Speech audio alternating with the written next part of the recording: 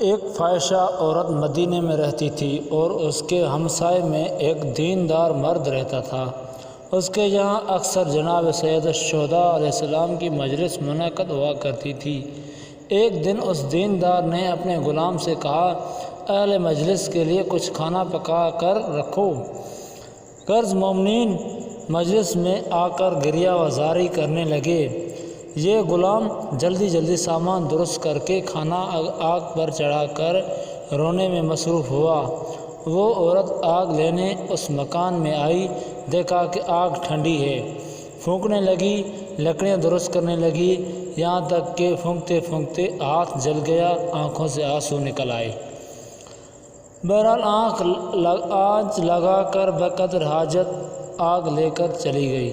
جب دوپہر کو سوئی عالم خواب میں دیکھتی ہے کہ قیامت قائم ہے، فرشتے اس کے گلے میں آتشیں زنجیریں ڈالے ہوئے کھینچے چلے آ رہے ہیں اور کہتے ہیں، وائے ہو تجھ پر اے زانیہ، خدا تجھ پر غضبناک ہے۔ یہ عورت ہر چند فریاد کرتی ہے، کوئی اس کی فریاد کو نہیں پہنچتا۔ آخر کشاں کشاں جہنم کے کنارے تک لے گئے کہ اسے آگ میں ڈال دیں۔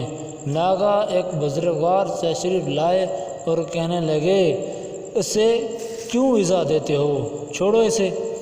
ملائکہ نے عرض کی، ہمیں اس کو جہنم میں ڈال دینے کا حکم ہے۔ ہمیں اس کو جہنم میں ڈال دینے کا حکم ہے، آپ اسے کیوں بچاتے ہو؟ فرمایا، کیوں کر نہ بچاؤں؟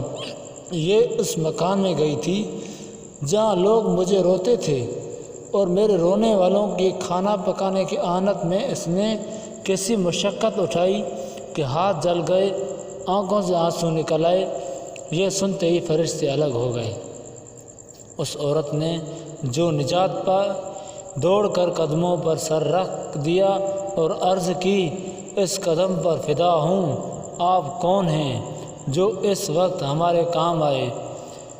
فرمایا، میں وہی حسین ابن علی علیہ السلام ہوں جس کے عزاداروں کی خدمت کرنے میں تیرے ہاتھ جلے ہیں، وہی بے کس ہوں جو کربلا میں بھوکا پیاسا ذبح کیا گیا۔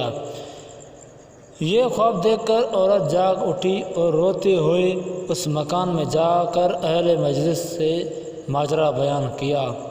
ساری مجلس میں شور و واویلا بلند ہوا۔ وہ عورت بھی خوب روئی اور سب کے سامنے اپنے افعال قبیحہ سے تائب ہوئی۔